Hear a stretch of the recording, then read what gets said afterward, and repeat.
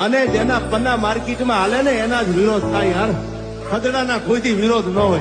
તમે એના ગાડે બેસી જાય એના વિરોધ ન થાય યાર. હો જીવન જલસા વાળું જોવે મરદ શાંતિ અને જીવે દરરોજ